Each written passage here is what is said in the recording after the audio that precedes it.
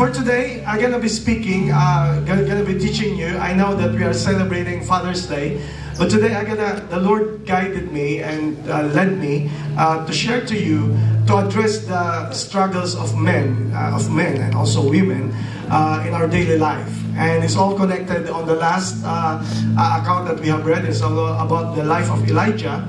And today you're gonna learn how you're gonna handle, burnout, how you're gonna handle depression, how you can handle your low times. Sino rito nagkakaroon ng low times? Ako lang? O lahat tayo palaging nasa high? All of us, we are all experiencing, not just in the mountains, we experience how it's in the valley. So today, instead of just celebrating for the whole day, you're gonna have a takeaway that you can take for your life, so that it can equip you to handle the challenges in your life. So anyone here's ready, amen? So we're gonna go to the text today. And today, I'm gonna teach you how to make a message with me. Okay? I'm gonna teach you paano ba gumawa ng expository message. So, kayong gagawa with me today. Okay? Deal? Are you good? Okay. So, kayong hahanap ng papahanapin ko sa inyo. Okay. So, what we're gonna read today is from the Old Testament, and it's the story of Elijah. Sino rito nakaka-follow ng story niya? So, we already covered, fire came down from heaven, and then he defeated all the false prophets of Baal, and it was a victorious day. So, we're gonna follow up anong nangyari after that, okay? And this is what I'm gonna want to tell you. So, first group, you're gonna help me. Second group, and then third group, okay? So, first group, hahanapin nyo lahat yung words na sinabi kay Elijah, okay? Are you with me? So, what you're gonna do today, as we read, you're gonna look for the words that has been said to Elijah, okay? Game? Game? And clue. It all starts with letter G, okay? Okay? Ready? Okay, so let's read the word of God for today. Here's the word. Elijah was afraid. It's your turn, first group. Okay, ready go? Elijah was afraid and fled for his life. He went to Beersheba, a town in Judah, and he left his servant there. Then he went on alone into the wilderness, traveling all day. He sat down under a solitary broom tree and prayed that he might die. And he said, I have had enough, Lord, he said. Take my life, for I am no better than my ancestors who have already died. That's crazy. Natapos lang yung miracles, and then here's Elijah being so depressed, and he's saying, I have enough, Lord, and take my life, for I am no better than my ancestors. Now, let's continue. Then he lay down and slept under the broom tree. But as he was sleeping, an angel touched him and told him, get up and eat. He looked around, and there beside his head was some bread baked on hot stones and a jar of water. So he ate and drank and lay down again. First group, what is the letter G? Did you find the word? What's the word? Alright, get up. You got it. Alright, let's continue the verse. Then the angel of the Lord come again and touched him again and said, come on. Get up and eat some more, or the journey ahead will be too much for you. So he got up and ate and drank. And the food gave him enough strength to travel 40 days and 40 nights to Mount Sinai, the mountain of God. There he came to a cave where he spent the night. But the Lord said to him, what are you doing here, Elijah? So what's the first word? Letter G? Yeah. Okay, second group, let's get this one. Okay, next text. Elijah replied, I have zealously served the Lord God Almighty, but the people of Israel have broken their covenant with you, torn down your altars, and killed every one of your prophets. Group 2, please read with me. I'm the only one left, and now they are trying to kill me too. And God said, go out and stand before me on the mountain. The Lord told him, and as Elijah stood there, the Lord passed by. And as a mighty windstorm hit the mountain, it was such a terrible blast that the rocks were turned loose. But the Lord was not in the wind. Before tayo mag-flip sa next verse, so anong letter G na sinabi sa kay Elijah? Did you get it? Okay, you're amazing. Okay, go up. Okay, let's continue. After the wind, there was an earthquake, but the Lord was not in the earthquake. And after the earthquake, there was a fire. But the Lord was not in the fire. And after the fire, there was the sound of a gentle whisper. When Elijah heard it, he wrapped his face in his cloak and went out and stood at the entrance of the cave. And a voice said, what are you doing here, Elijah? So next verse, he replied again.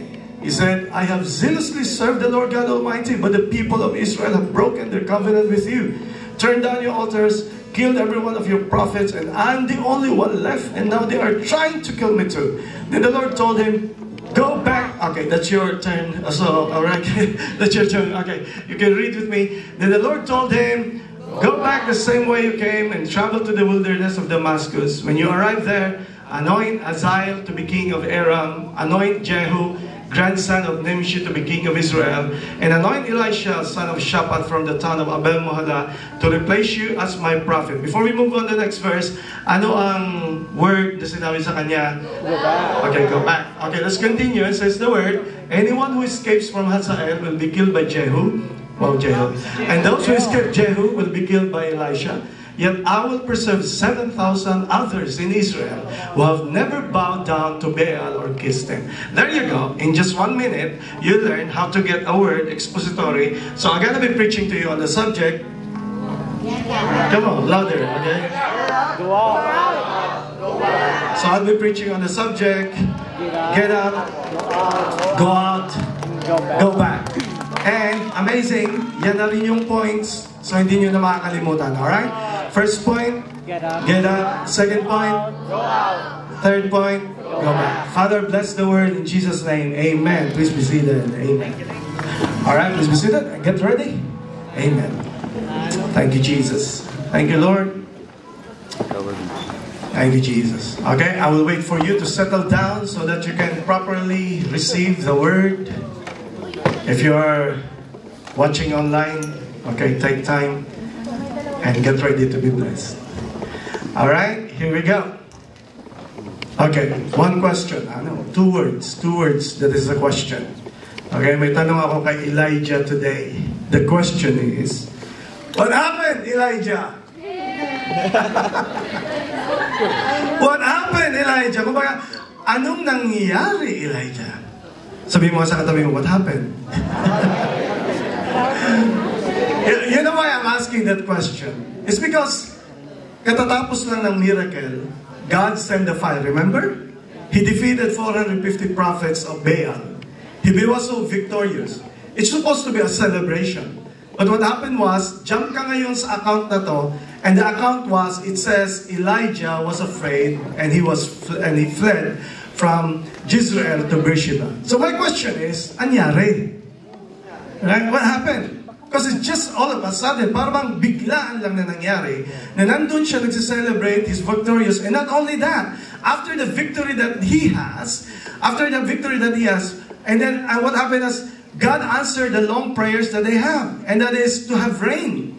So for almost 3 years, walang ulan. But on that day, God answers the prayer of Elijah. So let me tell you this. Of all the things, there are so much to be celebrated. Dapat mayroong celebration on that day. But what happened is, jump tayo dito sa account na to, and then you found Elijah alone, sad, depressed, and he wants to just kill himself and just wants to die. So my question is, what happened?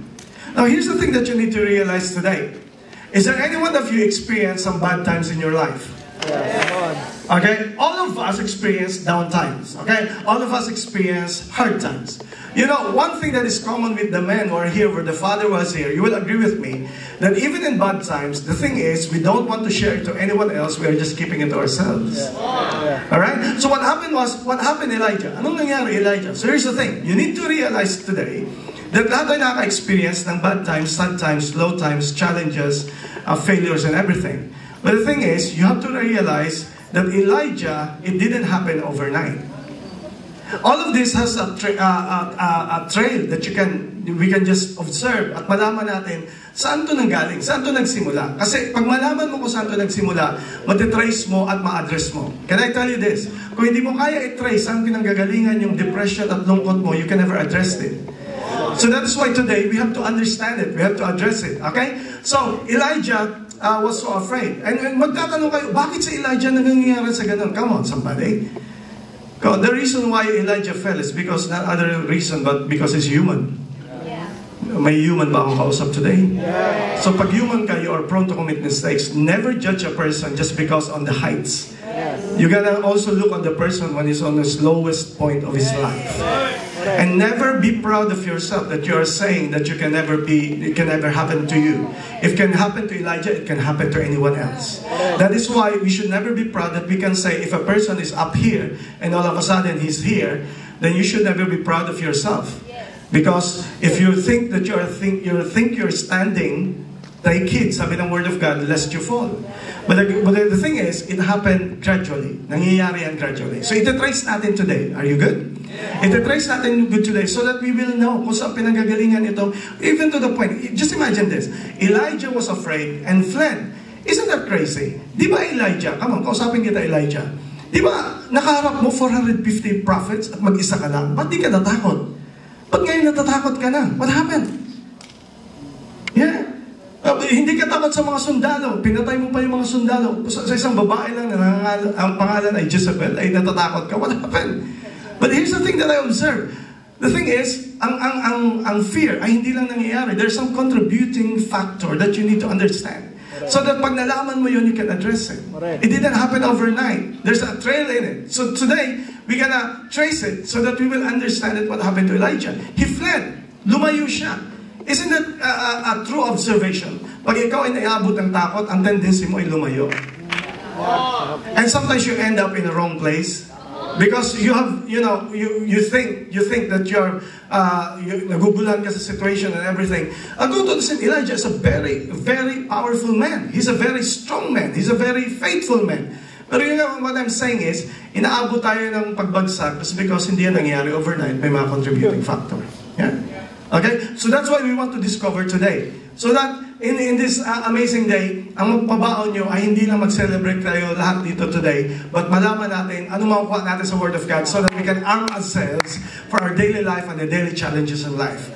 Kasi ang pinakamahirap sa buhay, yung alam mo paano magtagumpay, pero hindi mo alam paano i-handle yung mga bad times sa buhay mo. So today, you're gonna be equipped. Amen?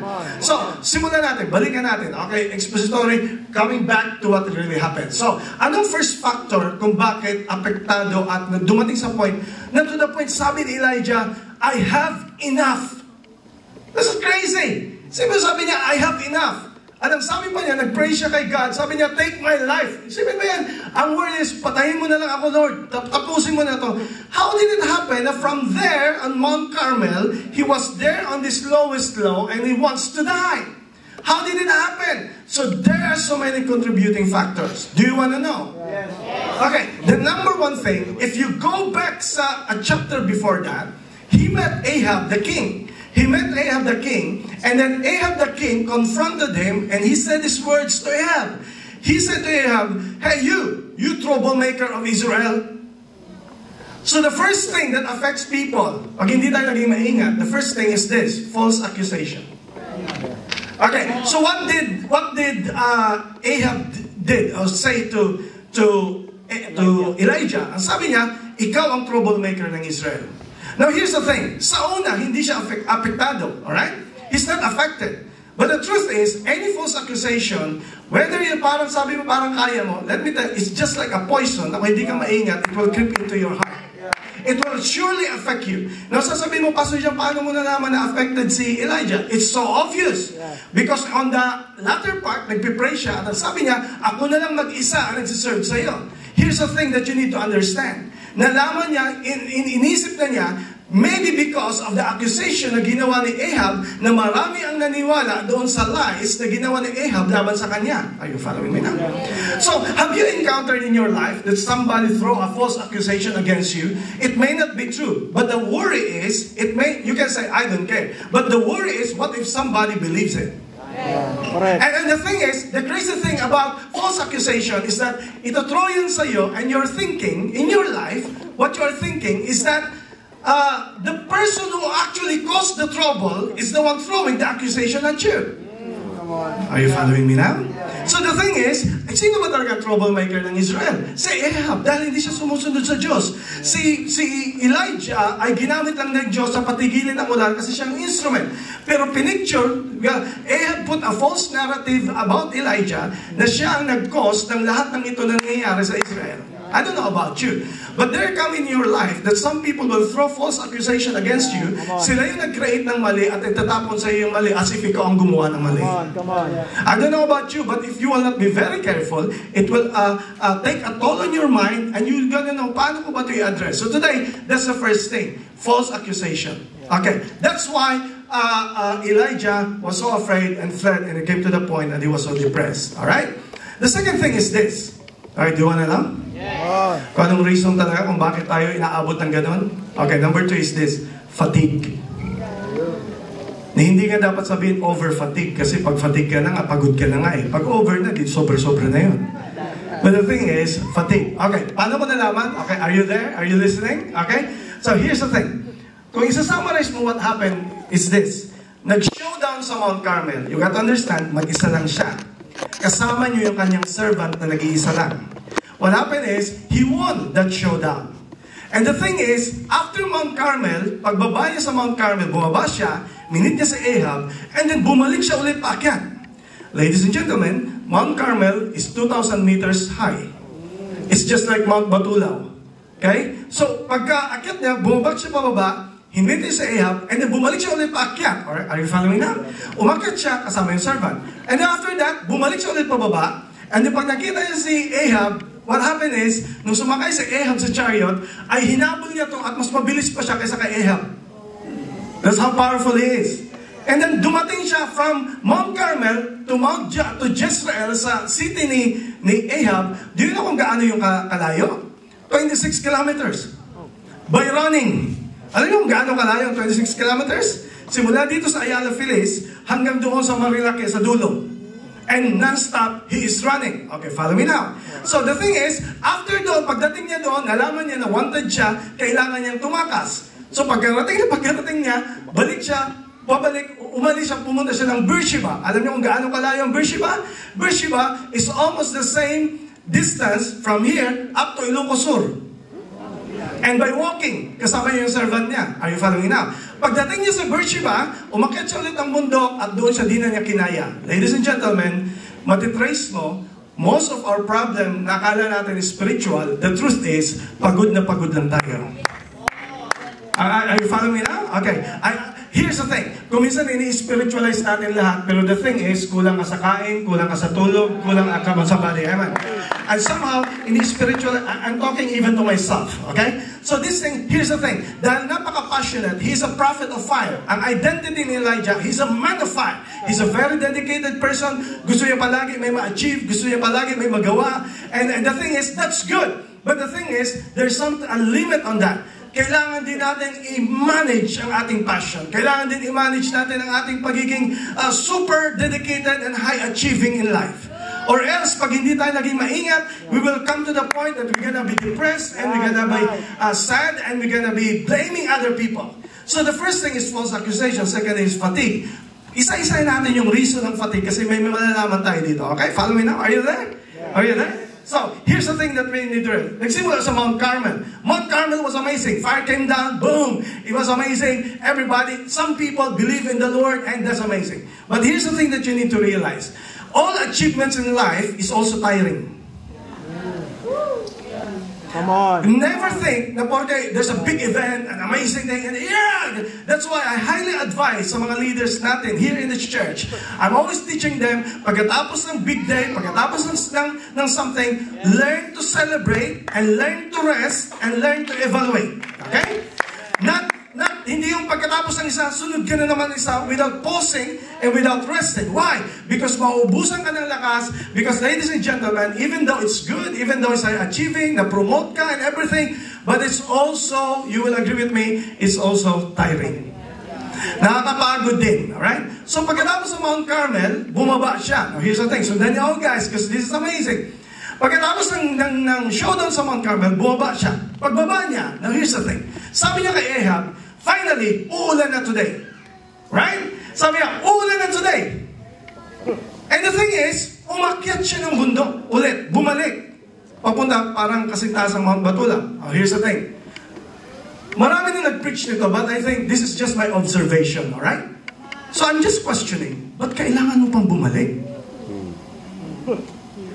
Bakit pag umulan ba, hindi ka tatamaan ng ulan sa baba at doon ka dapat sa taas? Okay, so then ako guys, follow me now. This is just my observation. The thing is, ba't kailangan bumalik doon sa taas at maghintay ng ulan? What?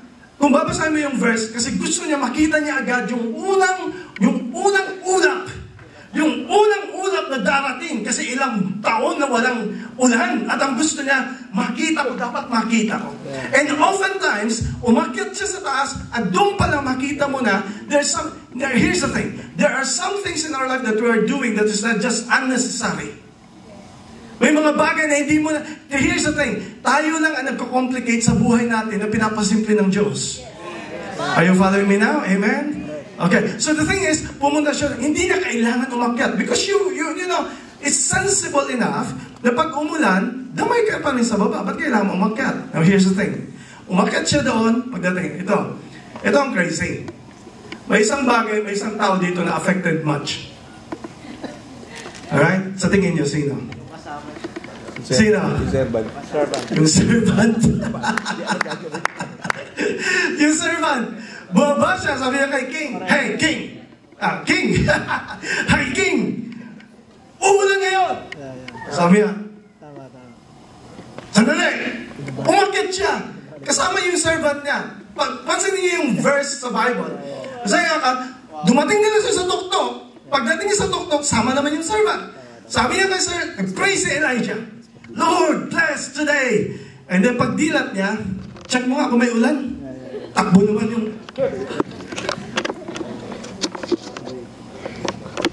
Sir, wala! Hirap, pray ako dito. Balik ka dun. Balik naman siya. Alam mo ba, 7 times? Pabalik-balik siya. Up to the point, finally, on the 7th try, may nakita siya na ganito kalaki as the size of the fist na ulan. At ang sabi ng servant, merong ulap. At doon lang na-satisfy si Elijah na may darating na ulan. Now, why I'm saying these things? Alam niyo, habang ginagawa ko ito, gumagawa ako ng another message para someday ipipreach ko ito na kuminsan, hindi minsan, kadalasan. Pag tayo na-stress, pag tayo pagod, pag tayo sobrang silos na wala ng boundary, may somebody na apektuhan. Affected ang family natin, affected yung mga nililid natin, affected yung mga servants, affected lahat. That's why we need to be very careful na huwag natin i-complicate ang sitwasyon ng buhay natin na walang madamay na iba. Are you following now? Okay. Don't worry, introduction pa lang po ito sa... So what happened was, 7 times siya, pabalik-balik. And then, sabi ni Elijah, may ulan! May parating na ulan! Alam mo sabi ni Elijah sa servant, oh sir, anong gagawin natin sir? Sabi niya, bumaba ka. Just, okay. Hindi niyo nasusundan ang kwento ng Bible, okay? Sipin mo, sinama niya paakyat, tinuduso niya na i-check yung 7 times yung sa tuktok. Nung makita na may ulan, bakit nga ba kailangan umakyat? Now the thing is, sabi niya, okay, may ulan, sigurado na may ulan. Kasi here's the thing, sa akin lang, this is just, I'm not judging Elijah. I am saying to you, this is just my observation. But somehow kaya tayo na-stress? Alam niyo kung bakit nakaka-stress sa atin? Kasi gusto natin palagi tayong mauna. Una sa balita, una sa ganito, una sa ganito, una sa ganito. Gusto natin mauna. For the purpose of what? We are taking a toll on ourselves na na-stress tayo grabe kasi gusto lang natin na una tayo. What's the point kung mauna ka? What's the point kung nakita mo yung ulan? Uulan pa rin no matter what. But the thing is, kung nandun ka lang naghintay sa baba, it could have been awesome. Harap mismo ni Ahab, sinabi ko sa iyo may ulan. Ikaw, sabi mo sa akin, troublemaker ako. Ayan, nakita mo may ulan. What I'm saying is, the thing is, bumaba ang sabi ni Elijah, mauna ka na, bumaba ka. Sabihin mo kay Ahab. So, baba naman. Guys, Mount Batulaw to kataas, okay? Mga 4 hours to. Baba naman yung servant. Pagdating sa servant, lapit kay king. Sabi niya sa king, hey, may ulan talaga. Pinapasabi ni Elijah, tumakbo ka na, pumunta ka na sa Jezreel, may chariot yung king, mauna ka na, baka may tigilan ka pa sa ulan. The thing is, so tumigil na yung servant. Now here's the thing. Pagkatapos doon sa Mount Carmel, alam mo kung ano ginawa ni Elijah? Bumaba siya, hinabol niya yung chariot. Hinabol niya, hindi lang hinabol. Inunahan pa niya. Kumisay, sabi ko muna, what's the point? What's the point na mauna ka doon sa Jezreel? Bakit gusto mong mauna? Siguro tumatakbo si Elijah, katabi yung chariot, siguro kinukulit niya yung King Ahab. Siya sabi, troublemaker sige, sino ang troublemaker ngayon? Para bang inaasar niya. But the thing is, what's the point na tumakbo ka doon at nauna pa siya? So siya lang ang recorded na pinakamabilis na prophet. Baka yun ang gusto niyang record. Naisulat naman, ang sabi doon, naunahan pa niya ang chariot. Do you understand what is a chariot? A chariot, 5 kabayo yun, or 6 na kabayo ang hinihila nun. Isipin mo, naunahan ni Elijah at nakarating pa siya, siguro tuwang-tuwa siya, maybe ang gusto niyang record, ako ang naisulat sa Bible na pinakamabilis. Right? The thing is, ikaw lang ang nagpagod sa sarili mo. And the thing is, wala namang record na... Sino ba naglagay ng record? Sino ba naglagay na dapat nandirito ka? Kung minsan naglalagay tayo ng mga bagay na tayo rin ang napapagod.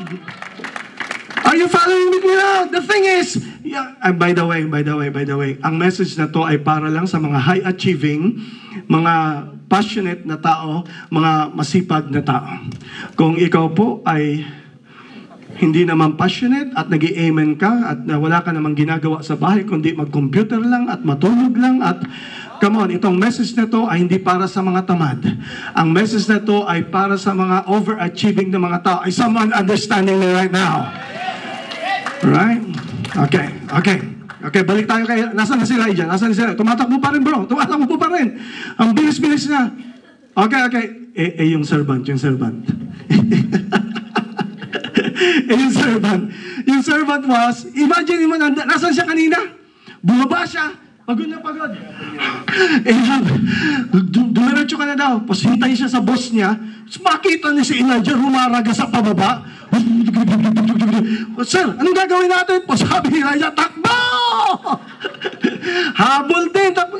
Buti na lang si Elijah. Sasabihin mo, Pastor John, nakarecord sa Bible na binigyan siya ng special strength ni Lord para makatakbo ng ganong kabilis. Yeah, I got it. I know the reason why. But here's the thing. Hindi ko sabihin binigyan ka ng special strength ay ubus-ubusin mo. Are you following me now? Hindi ko sabihin binigyan ka ng lakas ngayon ay ubusin mo for the whole day. You need to be wise. Paano mo i-distribute yung strength na yun kaya hindi umabot kasi kinapos. Kasi kung minsan gusto natin palagi, the problem is gusto natin mauna, gusto natin mabilis. Sino ba ang nakikipagkarera? Can I tell you today, the problem in this world is because we are caught in this, what do you call this? Yung naghahabol tayo palagi, may gusto tayo patunayan, may gusto tayo gawin. All those things are good. Pero kung ang motivation mo ay it takes a toll on your family, on your mental health, on your life, you are doing it wrong. So what happened was, tumatakbo si Elijah, nalampasan niya si Ahab. Here's the thing, sipin mo 26 kilometers tumatakbo, siguro kung nagawa na at that time ng marathon, siyang nauna, siyang panalo. But the thing is, pagdating niya doon sa Jezreel, alam niyo kung nangyari? You follow me now? Alam niyo pagdating niya doon, naabutan niya? Akala ni Elijah, isa-celebrate siya ng buong sambayanan. Dahil finally, umulan. Nakalimutan niya, mas pinawala ng mga tao ay si Ahab, na ikaw ang nag-cause nitong trouble na to. So therefore, nang umulan, walang nag-celebrate kay Elijah. Pagdating niya doon, kaya siguro nagmamadali siya. Nagmamadali siya kasi gusto niya, pagdating doon, celebration to. Magsa-celebrate ang buong syudad. Dahil finally, may nag-pray at sinagot ang Diyos. Nakalimutan mo yung false accusation na ikaw ang tinuturo, na ikaw ang nag-cause nitong lahat. Kaya gusto niyang mauna para malaman ng tao na siya ang nagpaulan nito, siyang ginamit ng Diyos nagpaulan. Kaso, sometimes, ang expectation natin ay nandirito, mapofrustrate tayo pag hindi pala ganun ang nangyari. Ang the thing is, pagdating niya doon sa Jezreel, walang nag-celebrate sa kanya, bagkus ay naggalit yung asawa ni Ahab, si Jezebel, at ang order niya, patayin yung taong yan. Imagine mo, kawawa si Elijah. Isipin mo, wanted ka pala sa isang lugar, nagmamadali ka pumunta doon. Are you following? Isipin mo kung titingnan ka ng mga polis. Asan yung hulihin natin? Ayun, no, humaraga sa papasok, oh. Ayun, no, ang bilis, oh. Hulihin mo na. Imagine mo, akala mo pupuntahan mo promotion, nagmamadali ka pala, ang pupuntahan mo pala is something that it will hurt you. So the thing is, nagmadali siya and then he was so disappointed. Kaya pagdating niya doon, oops, may nakalimutan na naman tayo. May nakalimutan tayo. Guys, may nasusunod ako, may nakalimutan tayo. Sino yun? Yung servant. Yung servant. Susunod niyo, guys. Asan yung servant? Asan yung servant? So the thing is, di ba tumakbo ng mabilis? Wala namang special strength yung servant. Habol-habol siya. Pambihira to. Pambihira tong boss ko. Pinapahabol ako. Di ko alam kung paano siya nakarating. But I believe na nauna si Elijah at hinihintay niya yung servant niya. Bilisan mo! Pagdating, sir, ang bilis niyo, pambira. Paano nangyari na super bilis kayo? Talo niyo pa ang mga runner. Sir, ano gagawin natin? Sabi ni Elijah, pambira, wanted pala ako dito eh. Papatayin ako. Sir, ano gagawin natin? Tara na, batsi na. Tumakas na tayo, baka maisampa tayo.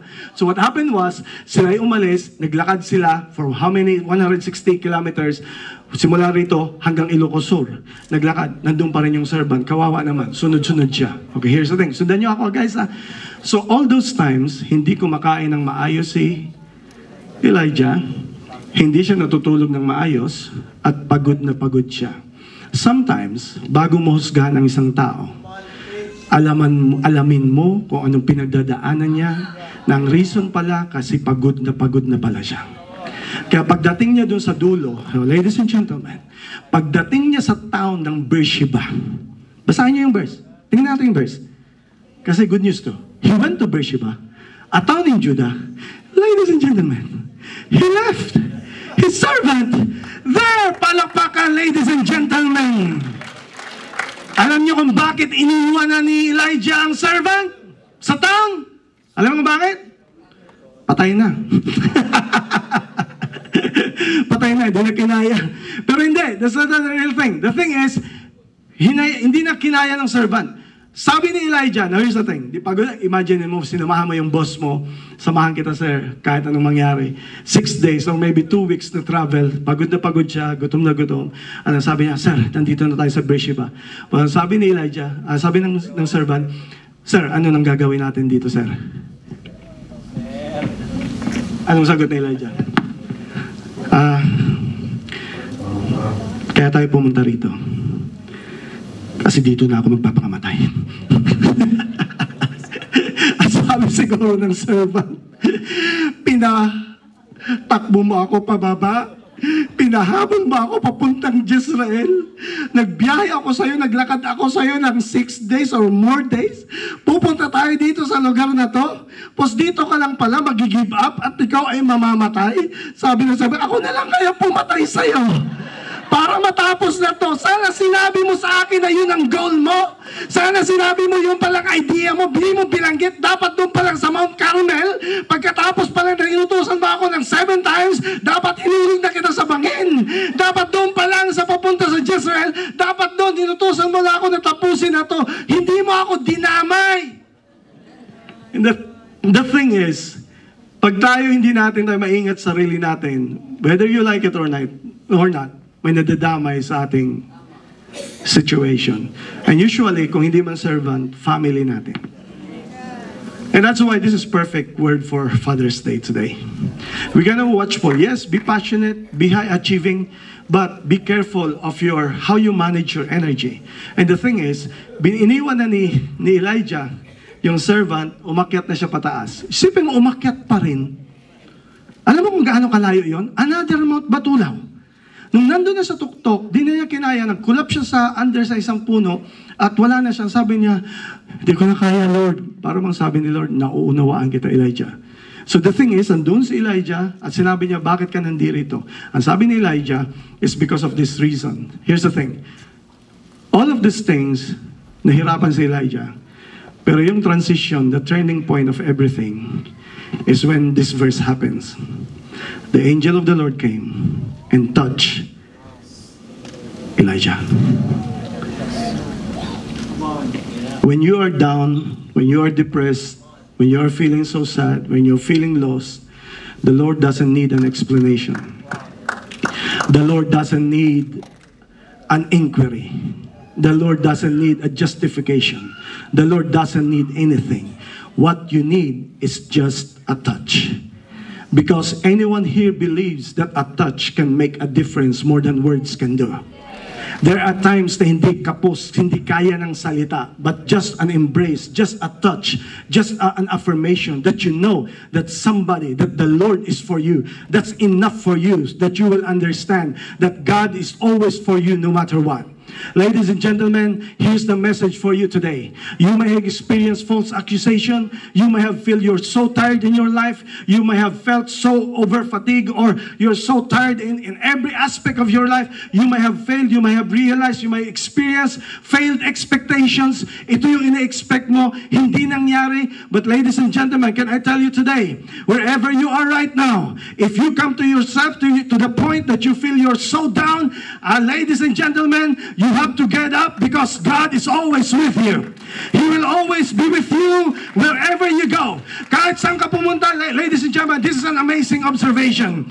God is with Elijah in Mount Carmel. God is with Elijah in Jezreel. God is with Elijah in Beersheba. But God is with Elijah even in the top of the mountain when he was feeling so lost. Can I tell you today that God is not just with you when you're on the top. He's also when you're down. God is not also with you when you're on the mountain. He's also with you in the valley. He's not also with you when you are in promotion. You're also with you when you're experiencing demotion. You're not only when you're laughing, but when you are crying. I praise God today that the God that I'm serving is always with me no matter what. And He will always understand. He will always give a touch, because God is saying to you that I will always be for you.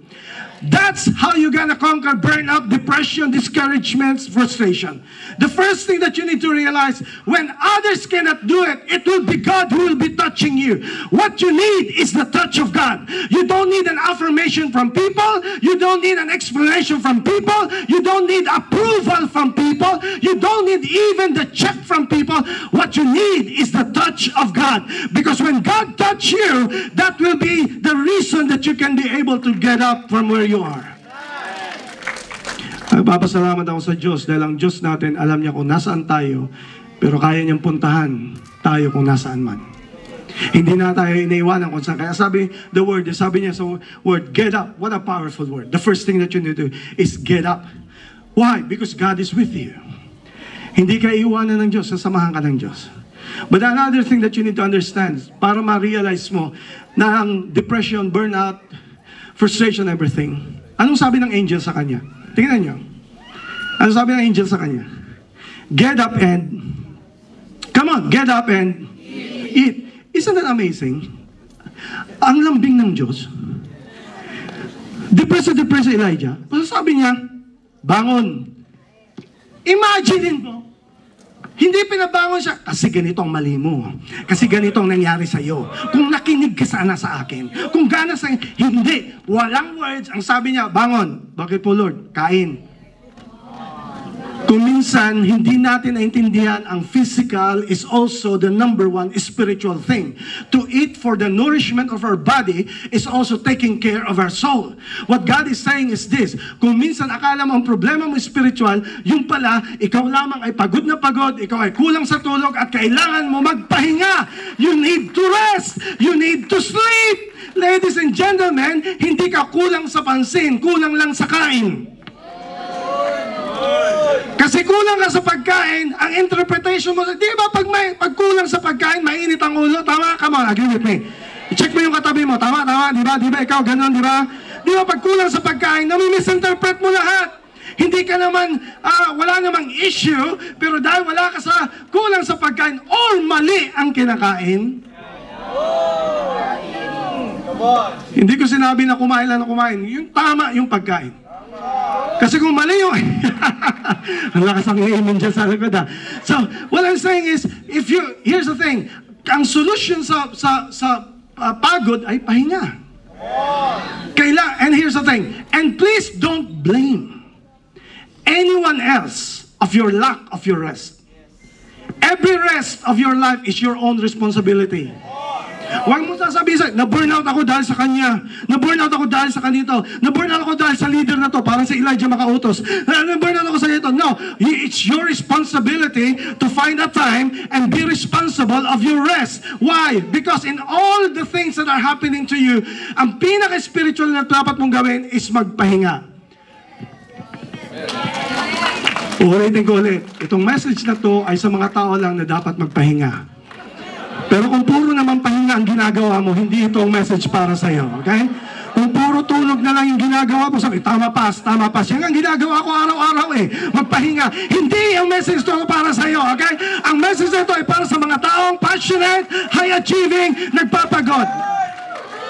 Nililinaw ko lang, right? Right? So the thing is, you're gonna eat. No, you're gonna eat. You're gonna rest.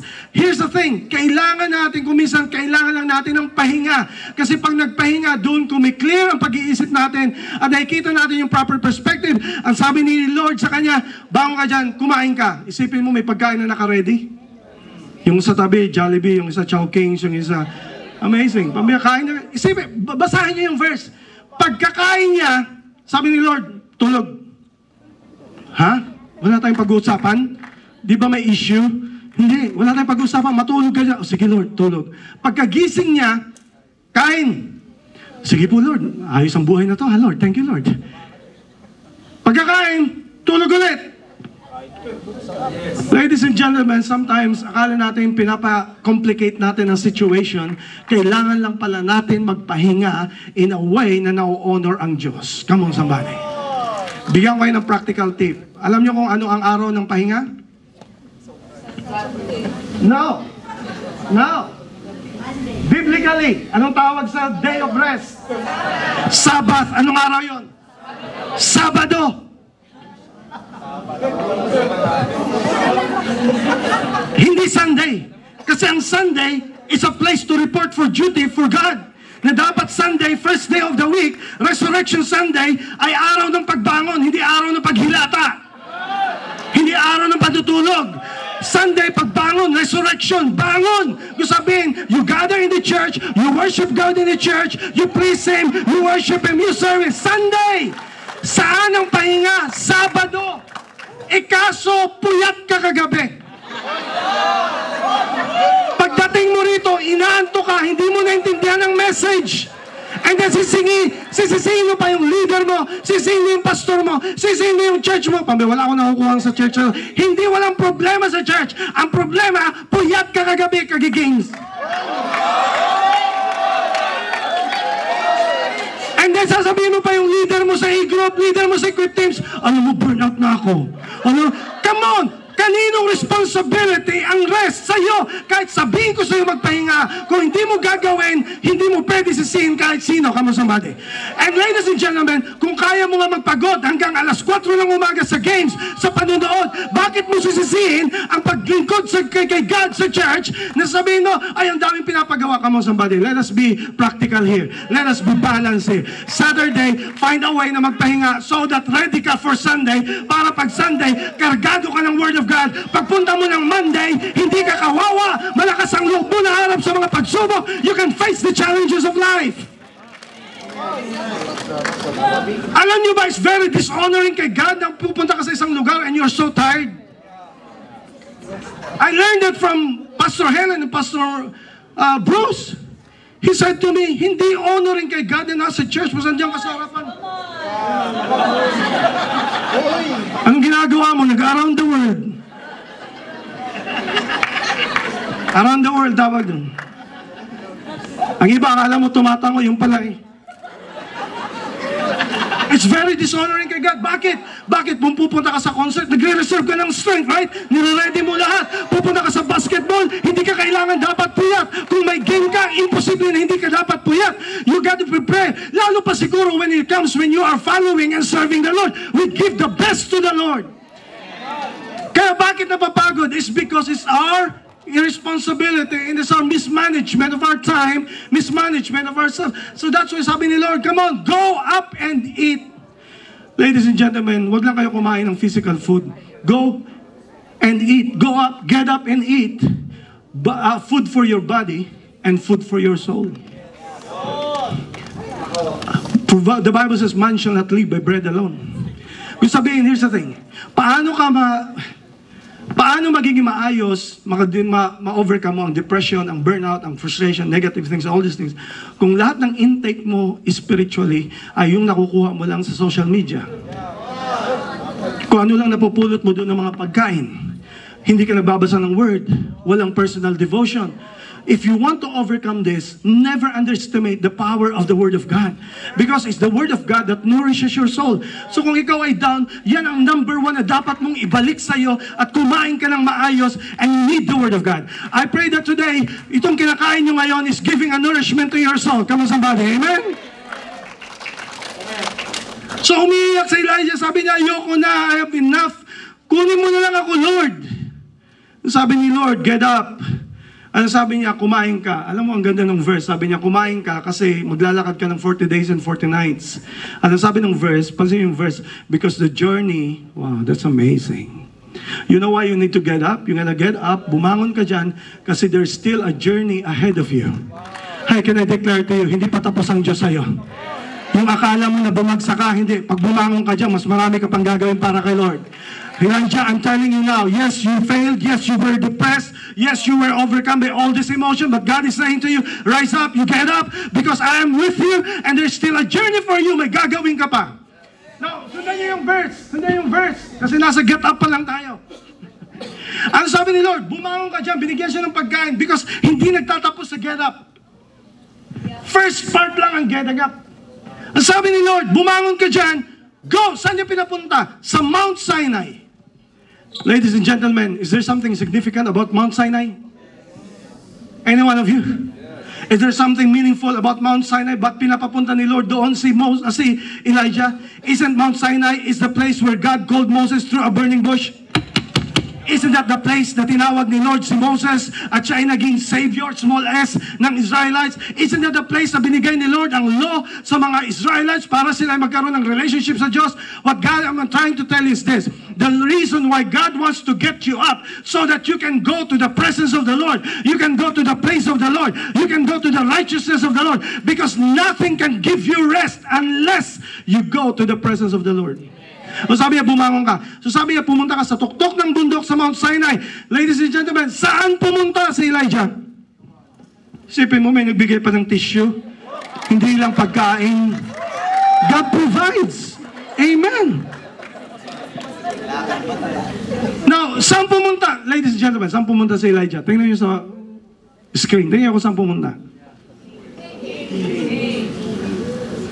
The reason for you is, come on, group number 1. The solution when you failed is, come on, louder. The solution for burnout is, you rest, you eat, you take good care of your body, magpahinga, but, pag ikaw ay na-false accused ng tao, what you gonna do? Don't stay on the ground, don't stay where you are. It is not your destiny, you have to get up. So pinabangon siya, pinapunta sa Mount Sinai, ang pinuntahan niya ay, group number 2, saan siya pumunta? Cave. Teka muna, parang hindi yun ang sinabi ni Lord, Sabi ni Lord, pumunta ka sa Mount Sinai, sa top of the Mount Sinai. Ang pumunta sa cave. Ano ba ang cave? Group number 2. Ano ang cave? Kuweba. Anong meron sa cave? Madilim. It's dark. Enclosed. Limited. Ladies and gentlemen, if you're burned out, if you're depressed, discouraged, frustrated, never go alone by yourself. Don't go to the cave. God did not design you to be in the cave. God did not design you to dwell in darkness. God did not design you to be, all the self-pity will just afflict you. Don't go to a place where it will oppress you. Ang sabi ni God, I want you to go to the mountain. Why? Why mountain? There's an open air in the mountain. You can see the nature in the mountain. You can see the clouds in the mountain. You can see the trees in the mountain. You can see the presence of God in the mountain. I did not tell you to go to the cave. What is that cave? Yung unang pinag-aralan natin kanina is ang naka-affect sa tao kay Elijah is false accusation. Number 2 is fatigue. Number 3 is failed expectation. Itong number 4 na cave, it represents dark and something is this. Cave of frustration. Tingnan nyo, nakabangon na sana nakabangon na si Elijah dito, di ba? Nakakain na nga eh. Pero let me tell you, I warn you, hindi porket nakabangon ka na, tapos ng laban. Hihirit na hihirit ang kalaban sa iyo kasi ang gusto niya mag-stay ka kung saan ka natumba. But I want to encourage you today, hindi ka dinisign ng Diyos na mag-stay where you have fallen. You gotta stand up so that you can go where God wants you to go. And when God wants you to go in the mountain, go to the mountain, don't go to the cave. But the cave is, ang pinuntahan niya, kasi may what do you call that?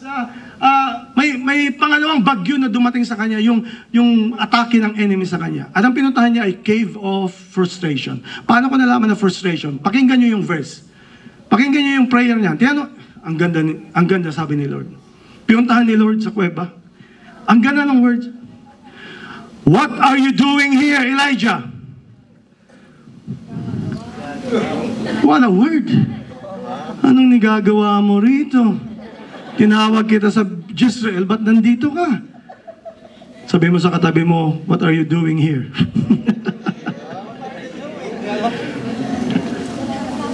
Anong sagot ni Elijah? Tingnan mo yung sagot.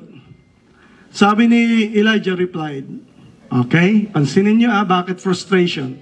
Sabi niya, ang linaw ng words niya, Lord, I have zealously served the Lord God. Kung minsan titingnan mo, parang wala naman, no. Pag ini-emphasize mo isang bagay na ginawa mo sa Diyos, it's just a manifestation na frustrated ka dahil hindi ka sinuklian ng Diyos. Ang number one na nakaka-frustrate sa atin ay di ba may words na ganyan? Look, kung kailan pa ako nag-serve. Come on, sounds familiar, right? Huwag mong sikuhin ang katabi mo na nahalata.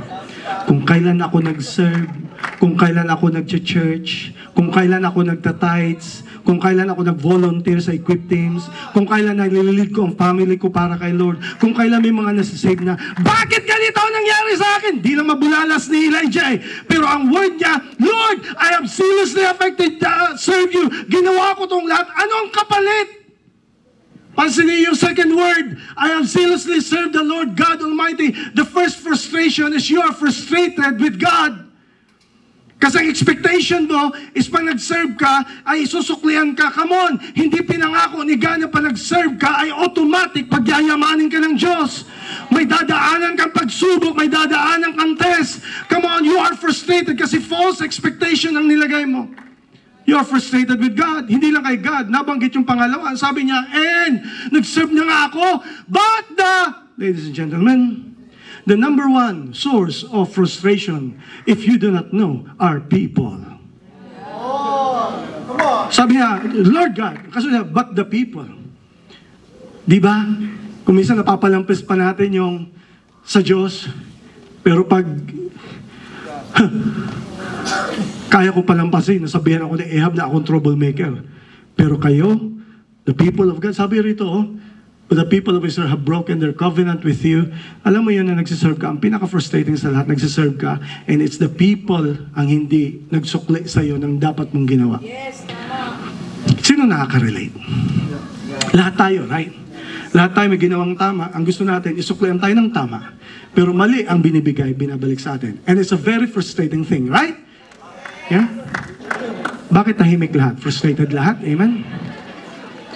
So lahat tayo right nakaranas. Ini-expect mo kasi dapat church na, dapat Christian na, dapat ganito ang mga actuation. Ladies and gentlemen, wake up to the reality. This is not a place for perfect people. This is not a place where everybody is going good and doing good. This is an hospital. Lots of people are here. Lahat ng katabi mo, nasa likod mo, lahat ng may mga issue na hindi mo alam. May mga pinaglalabaanan niya na hindi mo alam. Ang iba dyan, wala pang tulog kagabi. In a good way. Come on, somebody. Ang iba sa inyo is may mga problems sa family, sa marriage, may mga problems sa church, may problems sa trabaho. Come on, somebody. Am I talking sensible things here? Come on. Lahat tayo. And that is why you got to understand, yung katabi mo, hindi porket nasa church, ay na-branded na tayo na church, ay lahat na ito ay super banal na. No. Lahat tayo dito lang ay mga nangangailangan ng Diyos dahil kung wala ang Diyos sa buhay natin, we can never make it. But because lahat tayo may mga issues, lahat tayo may mga problema, magkakakiskisan tayo, magkakabanggaan tayo. But here's the thing, dyan masusukat ang power ng Diyos sa church. Kapag may grace ng Diyos, may forgiveness na ibibigay, that's the thing that can heal. Pero hindi perfection tayo tinawag ng Diyos. Frustration. Cave. Kasi pag ikaw ay nakabangon na, pag bumalik ka at hindi mo iningatan ang sarili mo at tumingin ka sa hindi nangyari na gusto mo sa Diyos at hindi nangyari sa tao, mapofrustrate ka at dun ka kukulong sa cave. The second thing is cave of fear. Isipin mo, takot na takot siya kay Jezebel dahil hinahabol siya at papapatayin siya. Kailan ka pa natakot, Elijah? But here's the thing, ulitin ko ulit. Kahit mga tough people, inaabot rin ng takot. Lalo kung sila ay drained na, pagod na, at wala nang maiwi. There's no more air in their lungs to fight. And nasabi nila, I had enough, di ko na kaya. Nasabi nila, cave of fear. The next one is this, cave of failure. Ang totoo, biniblame na ni Elijah ang sarili niya. And dahil, paano ko nalaman? Ang sabi ni Elijah sa verse, Lord, I am no better than... Ang tendency pag depressed, discouraged, burnout is you automatically compare yourself to other people. And ang tendency mo is you're gonna say, hindi ako katulad niya. Mahina akong tao katulad nito. Naturingan pa naman akong ganito. And you're gonna start to say words that are so negative against you. You will be the one to sabotage your journey. You will be the one to kill the dreams that God has for your life. Because where are you? Where are you? Where are you? Where are you, Elijah? What are you doing here, Elijah? Where are you? Nasaan ka? Nasa loob ka ng cave. Nasa loob ka ng cave. Kaya ang sabi ni God, come on, group number 2. Come on, ang sabi ni God, come on, go out. Hindi ngayon ha, hindi po ko pa pinapalis, alright? You stay, ha? Okay.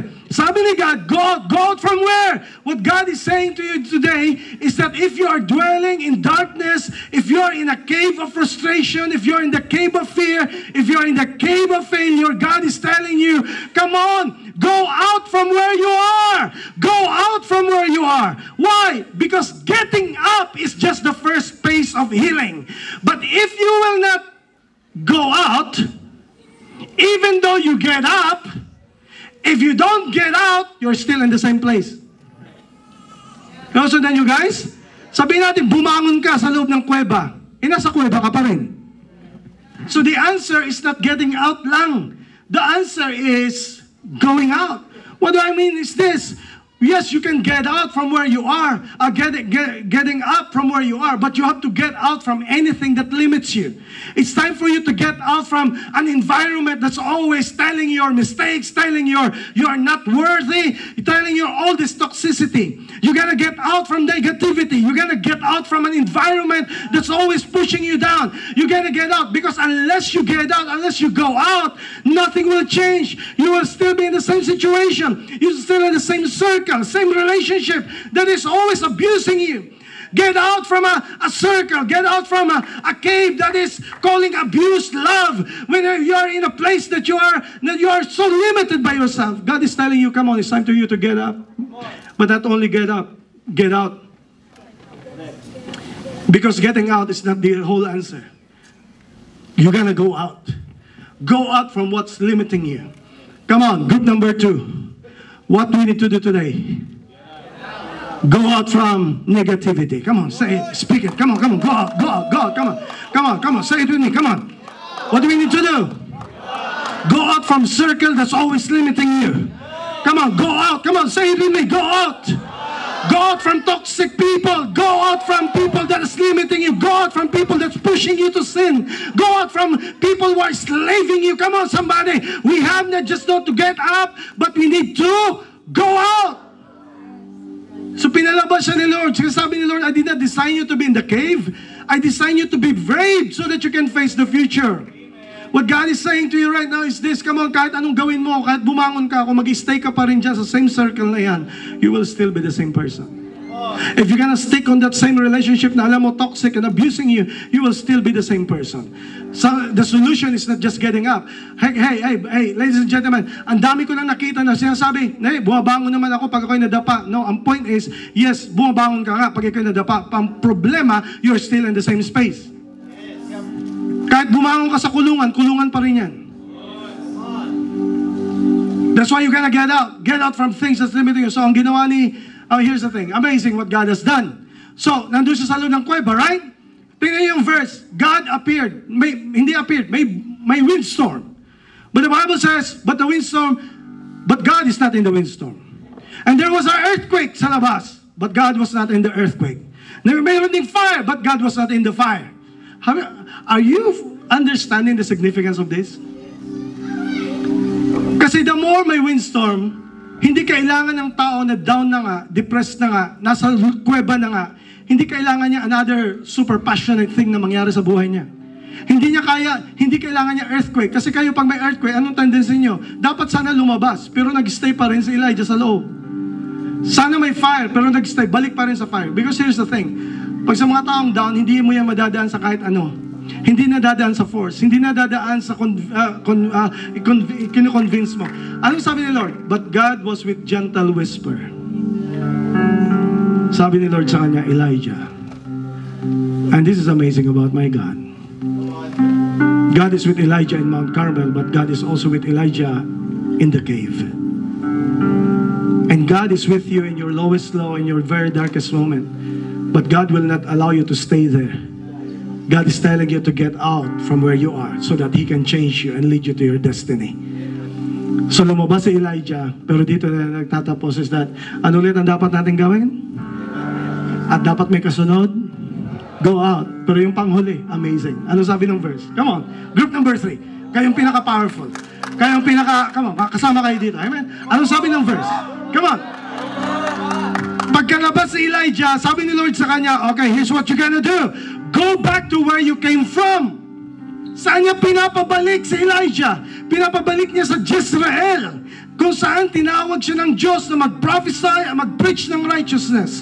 What God is saying to you, this, ladies and gentlemen, you have to go back. Now, it's very big. Madali sabihin na, bumabalik naman ako sa Diyos. Paano ba bumalik sa Diyos? Come on, church, this is the way you're gonna go back to the Lord. You're gonna go back to your purpose. Amen. Go back to your purpose. Hindi lang yun, nanumbalik ako kay Lord. No, more than that. Balikan mo kung saan ka tinawag ng Diyos. Balikan mo kung anong calling sa'yo ng Diyos. Balikan mo yung plano ng Diyos para sa buhay mo, because unless you go back to the purpose of God, you don't utterly came back to Him. So that is why you're gonna go back to your purpose. So here's the thing, saan ba siya galing ulit? Nasa Beersheba na siya, nasa Mount Sinai na, right? Sabi ni Lord, balikan mo, go back. Now here's the thing, di ba pag pinapabalikan ng Diyos, saan ka pupunta ulit? Sa Jezreel. Now here's the thing, pagbalik ni Elijah, maalala niya lahat ng mga nangyari ulit. Right? Maalala niya, nagkamali siya sa servant niya, nagkamali siya sa mga decisions niya, nagkamali siya, lumayo siya, nagkamali siya sa mga actions niya. But here's the thing, listen. When God is telling you to go back, He's not calling you to go back to pick up the debris of your mistakes. Hindi ka nandun para pick up mo ulit yung mga maling nakita mo. Let me tell you what true healing is. Are you listening? You know what true healing is? Group number 3. True healing is this. You go back to your purpose. And not only that, go back to your purpose, you don't pick up again the pain, you don't pick up the past, you pick up the purpose of God in your life.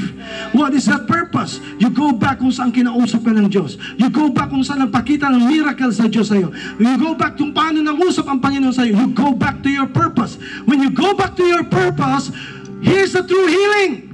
Amen. Here's the true healing. Kahit makita mo pa at maalala mo yung mga nangyaring mali, pero this time, dadaanan mo na lang, hindi mo pipick upin because it no longer matters to you.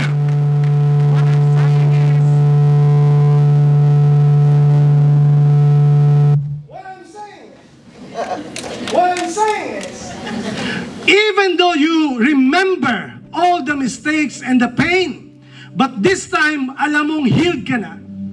Kasi hindi mo na pinipick up yung dating issue. Hindi mo na pinipick up yung dating mali. Hindi mo na pinipick up yung dating mong pagkatao. Hindi mo na pinipick up yung mga accusations sa'yo. What you're saying, yes, nadadaanan mo, pero sasabihin mo, hindi na ako dati, ganyan yan ako dati, pero hindi na ako ngayon. Binago na ako ng Diyos. At wala ng pain, kahit naalala mo pa, because it is not, sasabihin mo, dapat makalimutan lahat. Paano kung maalala mo lahat? But here's the thing, kahit maalala mo yung pain, maalala mo yung ginawa sa'yo, maalala mo yung mga mistakes in the past, but this time, hindi ka na affected, and you are just walking because you know you are going back to your purpose, and you're going back in the fold. Ay, hindi pa yung tapos. Alam mo bakit pinapabalik siya ni Lord si Elijah sa dadaanan niya? Kasi doon sa daraanan niya, nandun si, anong pangalan ng isa? Yung king. There you go. Ano yung Hazael? Isipin mo, nandun pala, babalikan niya si Jehu.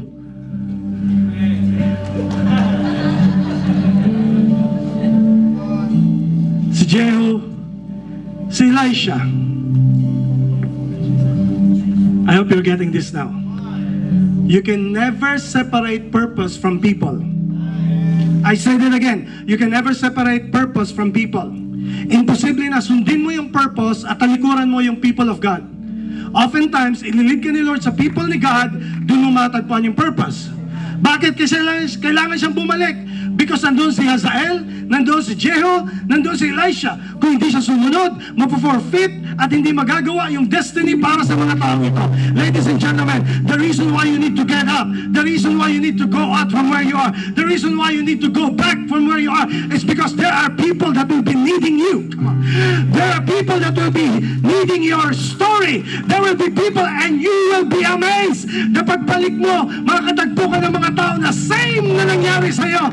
And you will be the answer because sasabihin mo, yes, I've been there already and I want to tell you, the God that we serve is a God who's gonna be uplifting you even though you fall. He will be the God who's gonna encourage you when you are discouraged. He's gonna fill you with passion even though you burn out. And the reason why today is this. Get up, go out, go back. Come on, one more time. One more time.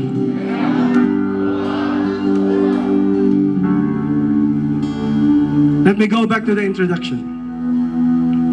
If I'm gonna ask the same question, what happened? May nangyayari dun. What happened? Are you following me now? Same question, but you can give a different answer now. Pag may magtatanong sa'yo, what happened, Elijah? Here will be your story.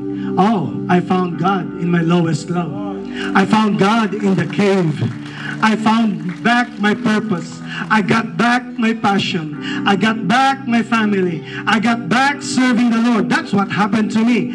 Jesus saved me. Jesus saved my soul. This is what happened to you. And that is why I want to declare to you today, is this is what you want to happen in your life? Or do you want to stay in false accusation? Do you want to stay being discouraged or being tired? Do you want to stay in the cave of frustration and fear? Or do you want to just stay where you are? Ladies and gentlemen, it's time for us to do something.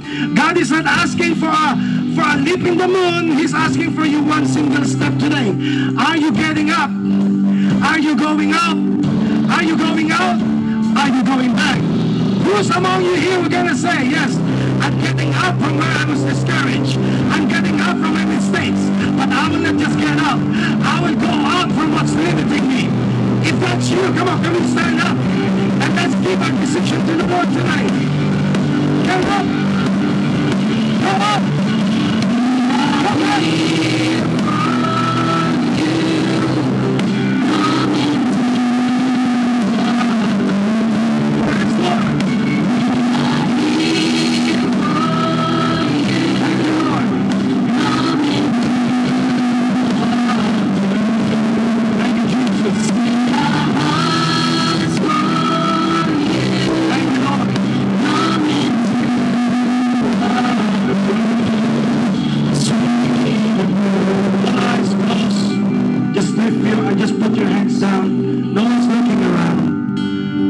Speak to you. Where are you right now in this very moment? Where are you? Are you in a situation that you feel you can no longer get up? You feel you're failed? You feel you have wrong, committed mistakes? If that's you, this one today is for you. God has found you. I have been limited by fear, frustration, limited by false accusation. If that's you, today is the day for you. It's time for you to get up, go out, and go back with God's purpose for you. Habang na kayo ko nakapikit sa aming mga bisita, the most important thing is that the Lord loves you. God has a plan for you. The reason why you are here is because Jesus Christ came down to earth. He came where you cannot go. Hindi ka makalapit sa Diyos, pero siyang pumunta dito sa lupa so that abutin ka niya. And He gave you salvation today. But you have to receive it. You have to give your heart to Jesus, even though you're not perfect. So lahat ng aming mga bisita, if you want to receive Jesus Christ in your heart so that you can receive salvation, forgiveness, new life, all you got to do is be willing to say, Lord, yes, that's me. I want to receive you in my heart, Lord. Thank you for your forgiveness. Sa mga bisita, if that's you, pwede po bang pakitaas ang kamay so that I will know that you are the one who wants to give your life to Jesus? One hand here, praise God. 1, 2, 3, 4, 5, 6, 7. They have praise God. Anyone else? Anyone else? There's more hands here in the front. How about here? How about praise Jesus? Come on. Habang nakataas ang iyong kamay, don't put it down yet. What we're gonna do is when the song will play, I'm gonna be inviting you to come down from where you are, and you come down, you get up, you go out, and you come here so that you can give your life to Jesus. But hindi lang sa mga bisita, this is what we're gonna do ngayong gabi. Maybe someone here, gusto mo manumbalik sa Diyos. This is a U-turn time. You go back to your purpose, and you're saying, Lord, I learned from my mistakes. I learned from what has pulled me down, but today is my day. I'm gonna go back to you. If that's you, come on, how about as the visitors will come here in the front, you join them, you come here, whatever reason that you are coming here, but as a song plays, come, in Jesus' name. You're here. Yes, Lord.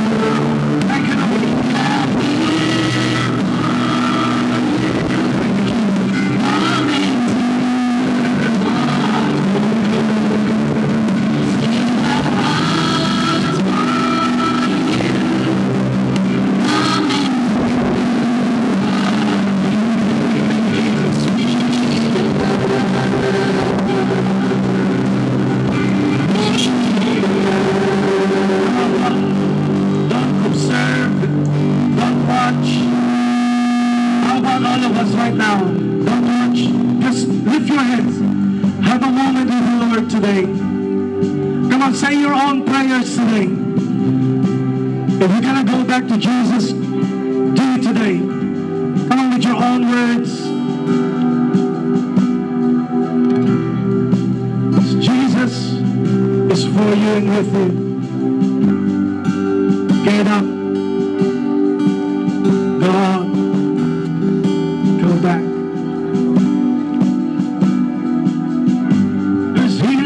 Place. There's freedom. It's Jesus.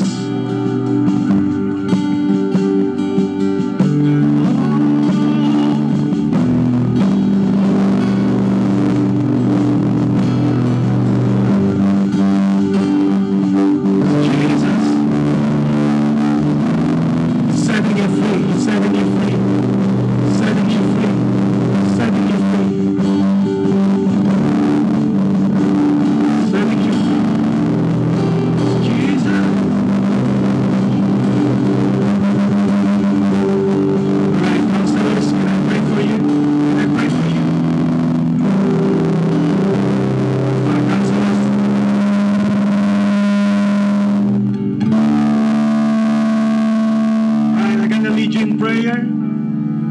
Lilid ko kayo sa prayer. Lahat ng mga bisita namin, if you want to follow in this prayer of salvation, of accepting Jesus Christ, I'm gonna pray and you're gonna follow in this prayer. Here's the prayer.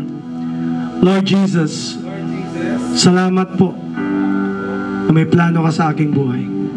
Salamat na inabot mo ako kahit ako'y makasalanan. Sa araw na to, ako'y humihingi ng tawad sa aking mga kasalanan. At salamat na may kapatawaran sa inyo at may pagtanggap na galing sa iyo.